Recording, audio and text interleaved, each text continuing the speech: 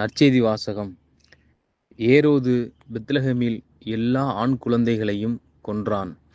மத்தேயு எழுதிய தூய நற்செய்தியிலிருந்து வாசகம்.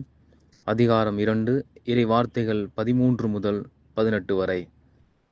ஞானிகள் திரும்பிச் சென்றபின் ஆண்டவருடைய தூதர் யோசேப்புக்கு கனவில் தோன்றி, நீர் எழுந்து குழந்தையையும் அதன் தாயையும் கூட்டிக் கொண்டு எகிப்துக்கு தப்பி ஓடிச் செல்லும். நான் உமக்கு சொல்லும் வரை அங்கேயே இரும். ஏனெனில் குழந்தையை ஏரோது கொல்வதற்காக தேடப் போகிறான் என்றார். யோசேப்பு எழுந்து குழந்தையையும் அதன் தாயையும் கூட்டிக் கொண்டு இரவிலேயே எகிப்துக்கு புறப்பட்டுச் சென்றார்.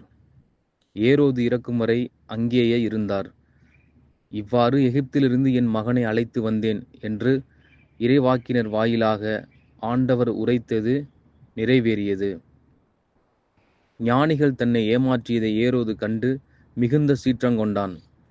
அவன் அவர்களிடம் கருத்தாய் கேட்டறிந்ததற்கேற்ப காலத்தை கணக்கிட்டு பெத்லகேமிலும் அதன் சுற்றுப்புறமெங்கும் ஆள்களை அனுப்பி 2 வயதும் அதற்கு உட்பட்டவையுமான எல்லா ஆண் குழந்தைகளையும் கொன்றான்.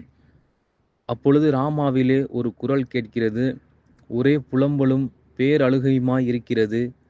ராகேல் தன் குழந்தைகளுக்காக அழுது கொண்டிருக்கிறார். ஆறுதல் பெற அவர் மறுக்கிறார். ஏனெனில் அவர் குழந்தைகள் அவரோடு இல்லை என்று இறைவாக்கினர் எரேமியா உரைத்தது நிறைவேறியது. ஆண்டவரின் அருள்வாக்கு.